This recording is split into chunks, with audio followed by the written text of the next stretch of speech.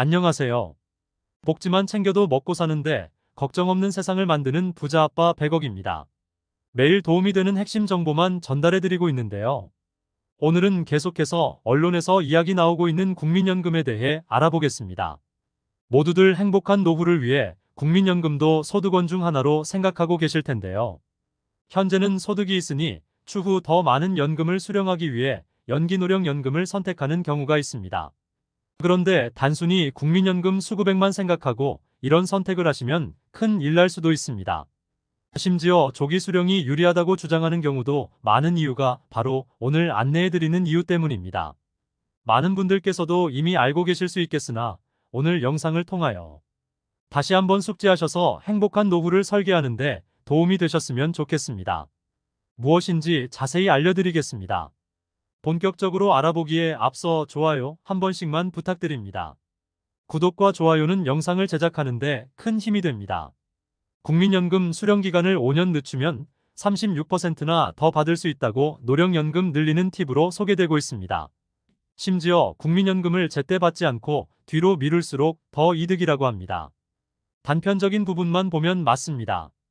5년 늦게 받으면 정상 수령 시보다 36%나 더 받게 되고 물가 상승률이 반영되는 기본값이 커지기 때문에 약 10년 이상만 수령하게 되면 정상 수령의 연금액을 추월하게 됩니다.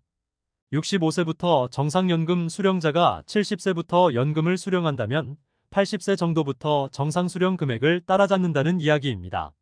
심지어 노후연금을 더 받기 위해서 60세가 넘어서도 국민연금에 가입하는 임의계속 가입자 또한 최근 5년간 2배가량 증가하였습니다. 현재 매달 국민연금으로 250만원가량을 수령하는 60대 남성의 경우도 정년 퇴직 후 연금 수령 시기를 5년 연기하여 그 금액을 늘렸다는 인터뷰가 나오기도 했습니다. 40대에서 50대의 경우 65세부터 연금을 수령하게 되는데 60대까지는 버티다가 70세부터 수령하는 방식으로 연기하는 것이 유리하겠다는 단순한 계산이 나오기도 합니다. 그래서 100세 시대를 살아야 하는 40대와 50대에겐 합리적인 선택으로 보여집니다. 그런데 과연 노령연금을 36% 더 받는다고 이득일까요? 최근 60대 은퇴 생활자가 연기 노령연금을 선택한 것에 대해 깊이 후회한다고 합니다. 심지어 행정소송을 내고 싶을 정도라고 합니다. 그 이유는 바로 건강보험료 때문입니다. 바로 2022년 9월부터 건강보험 부과체계 개편에 따라 피부양자 자격 유지를 위한 소득 조건이 3,400만원에서 2천만원으로 대폭 낮아져 버렸기 때문입니다. 국민연금으로 월 167만원 연 2천만원 이상을 받게 되는 경우 피부양자에서 자동 탈락됩니다. 그렇다면 재산 한 푼 없이 월 167만원 국민연금을 받는 어르신께서 납부해야 할 건강보험료는 어떻게 될까요? 바로 66,640원입니다. 생각보다 얼마 안 되는데 라고 생각하실 수 있습니다. 그런데 바로 거주하는 공간인 집에 대한 부분도 생각해야 합니다. 연금소득 2천만원에 과세표준 4억원짜리 집 하나만 있는 경우 보험료는 어떻게 될까요? 바로 238, 500원까지 급증하게 됩니다. 소유하고 있는 집이 없어 3억원의 보증금으로 전세살이를 하고 있다면 얼마일까요? 118, 130원의 건강보험료를 납부해야 합니다. 즉, 내 집이 있든 없든 어느 정도의 집에만 거주해도 2배 이상의 건강보험료가 폭등하게 됩니다. 연기노령연금은 자녀들에게 손 벌리기 싫어서 조금이나마 더 많은 금액을 수령하기 위해 선택하였습니다. 그런데 건강보험료 부과체계 개편이 이루어지면서 피부양자 자격을 유지할 수 없게 되어버린 것입니다. 한편 당장의 노령연금 수령액이 167만원 이하라고 안심할 수는 없습니다. 모의 계산을 해보았을 때 65세부터 월 133만원 연 1,600만원을 수령하는 분의 경우 물가 상승률 4%시 71세에 2천만원을 넘게 되어 피부양자에서 탈락되고 월 125만원 연 1,500만원을 수령하는 분의 경우 73세에 2천만원을 넘기고 월 116만원 연 1,400만원을 수령하는 분의 경우 75세에 2천만원을 넘기게 됩니다. 결국 100만원을 조금 넘게 수령하더라도 10년을 넘기지 못하고 피부양자에서 탈락하게 됩니다.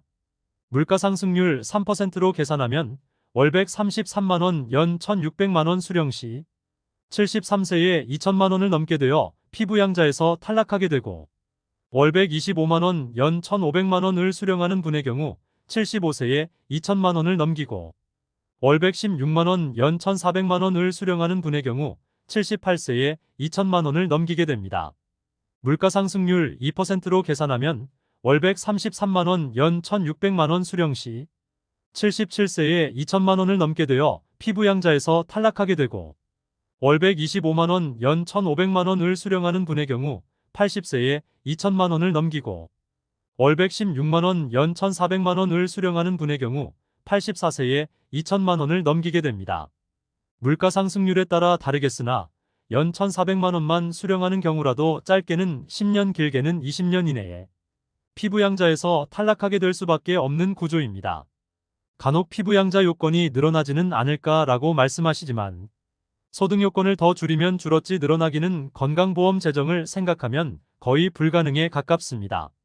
또한 다른 소득은 제외하고 연금 소득만을 따졌기 때문에 연금 소득이 100만원이 넘으면 다른 소득이 조금만 있어도 피부양자에서 제외될 확률이 점점 늘어나게 됩니다. 개인적으로는 노령연금이 100만원 이하라면 물가상승률을 감안하더라도 90세 이상까지도 피부양자 자격을 유지할 수 있으므로 재산과표가 9억 원이 넘지 않고 다른 소득이 없는 분은 조기 수령까지도 고려해서 100만원 이하로 수령하는 것이 더 이득일 확률이 매우 높습니다. 다만 소득이 어느 정도 있는 분이거나 재산과표가 초과하여 어차피 건강보험료를 납부하여야 하는 분의 경우는 건강보험료 평가액 중 연금소득만 50% 증가하고 건강보험료는 과표나 소득이 올라갈수록 증가하는 비율 자체는 적기 때문에 연기 수령하는 것이 유리할 수도 있습니다. 물론 건강보험은 나이를 먹으면 먹을수록 병원 가는 일이 잦아질 것이므로 없어서는 안 될 우리의 자랑스럽고 꼭 필요한 사회보장제도임에 틀림없습니다. 하지만 이렇게 피부양자에서 탈락되어 건강보험료 납부하는 사례도 생기는데 단순히 국민연금만 생각하여 연기해서 수령하면 손해보는 분이 분명히 생길 것입니다. 반드시 필요한 제도를 유지는 해야겠지만 최대한 납부는 피할 수 있으면 피하는 것이 개인에게는 좋을 것입니다. 물론 건강보험료가 걱정이라면 어차피 자녀에게 상속될 텐데 미리 증여하여 건보료를 낮출 수 있습니다.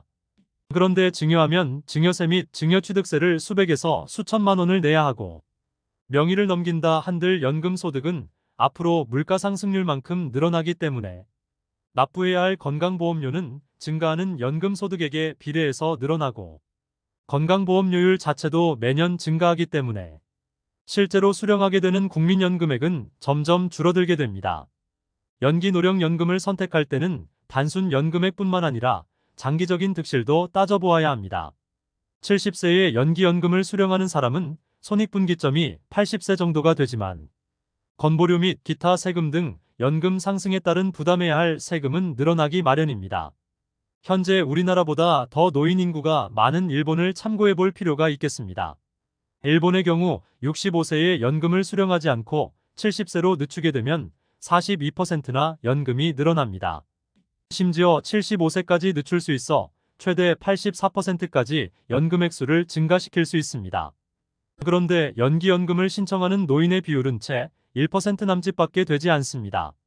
우리나라와 달리 건강보험 자기부담금이 높아지는 문제가 있긴 하지만 평균 수명이 우리나라보다 더 긴 일본의 국민들이 연기연금 신청 비율이 1%인 점은 깊이 생각해 봐야 합니다. 또한 우리나라는 기초연금제도도 도입되어 있습니다. 역차별 논란이 있기는 하지만 국민연금 액수가 늘어나면 기초연금 액수도 비례해서 줄어들고 집 한 채와 국민연금을 어느 정도 수령하면 아예 기초연금 수령도 불가능한 사례도 있습니다. 단순 연금만 생각하지 않고 건강보험료와 기초연금을 자세히 따져보아야 할 것입니다. 오늘은 노령연금 수령액 증가에 따른 건강보험료 부담 비율 증가로 실제 이득되는 부분이 없다는 맹점을 안내해드렸습니다. 또한 국민연금 수령에 따라 가장 많은 불만이 나오는 부분인 건강보험료와 연관지어 노령연금을 설명드렸습니다. 제가 말씀드리는 내용을 미처 생각하지 못해 기껏 연기하여 늘려놓은 연금을 세금으로 더 내는 것을 방지하고자 안내드리오니 참고하셔서 의사결정하셨으면 좋겠습니다. 다음 영상에서는 생활에 필요한 더 다양한 복지 혜택 및 정보를 소개해드리겠습니다.